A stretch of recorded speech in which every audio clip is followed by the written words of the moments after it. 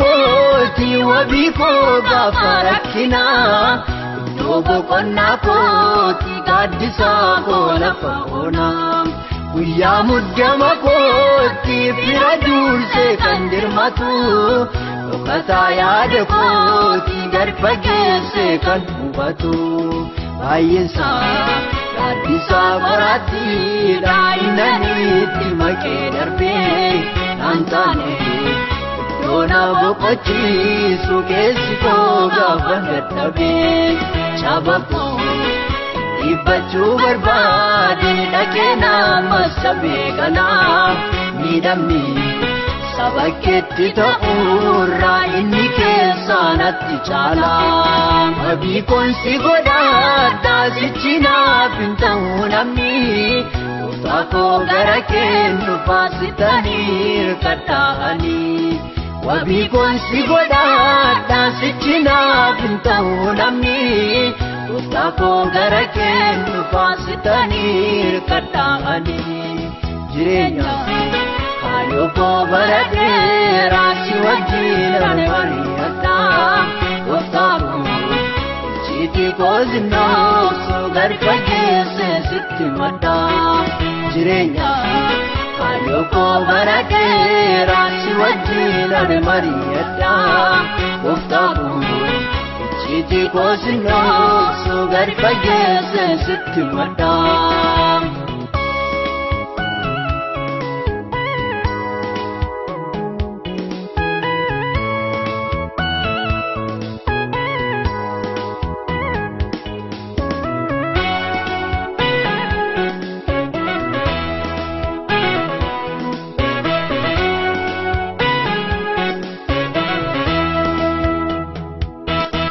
Matirkatee kuufnaan harki kee lafaan kaasee Yoo guyyaa rakkinaa Yesuus koositu qopheessee Silaallee badeenaaf barbaadameyyuu hin argamu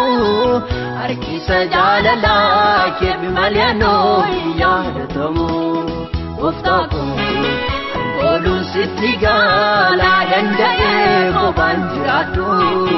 Ija koo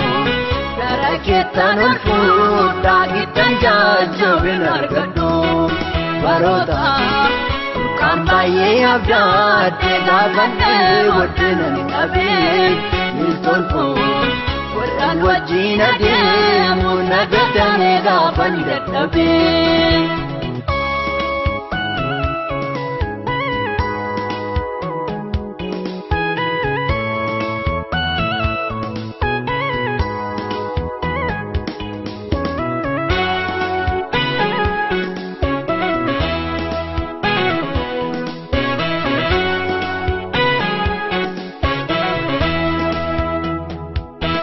Walqoqqoodun baay'atee garaan namootaa wal dhuffee Gurmuu gaarii diigamaa gaafadhaan jaalalaa laaffee Tokkummaa eeggachuudhaaf waliif oomsuun danda'anii Icciitii gabaabaasu obbolaanee wal ammeessanii Jireenya waliif kan abdataman wal miidhuuf karaa barbaadu Dadhabuuf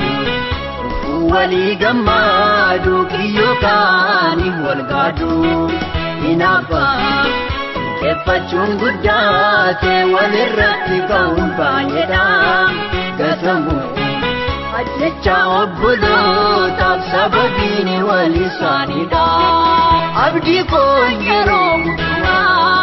amanaan laafoo jireenyaa Sitti hirkadhee gaaffii qabu Harki kee faanaan dadhabu Abdii koo yeroo hundumaa amanaan laafoo jireenyaa Sitti hirkadhee gaaffii qabu Harki